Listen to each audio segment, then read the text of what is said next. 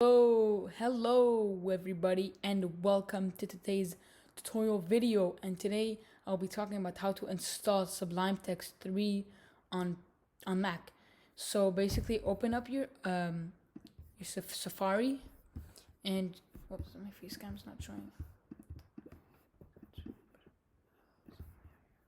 Move this around. Okay, so now you can see my face. So now you type in Sublime Text, sublimetext.com, and then this very good site, you know what I mean? Very nice site. And then click on download, and then it's gonna be written OS X, which is mine, which is Mac.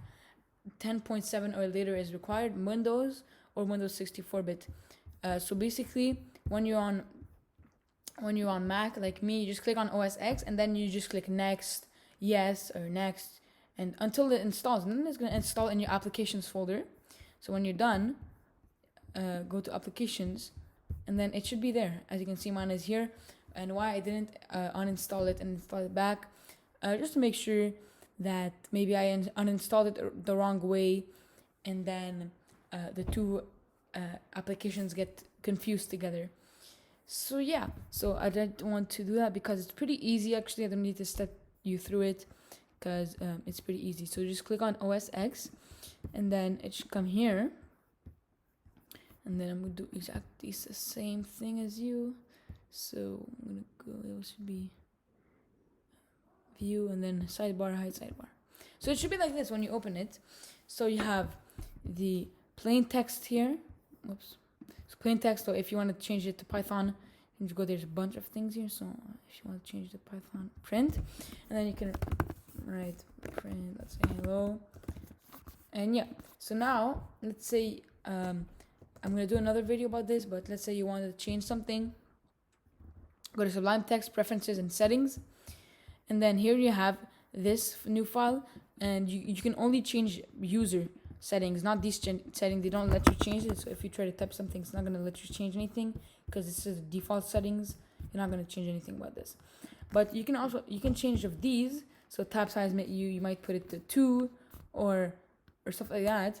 So let's say I have the color scheme or whatever. Font face, I could put Arial black. Let's see, Arial black, which is really ugly. And then there you go. It's so ugly. I don't like it at all.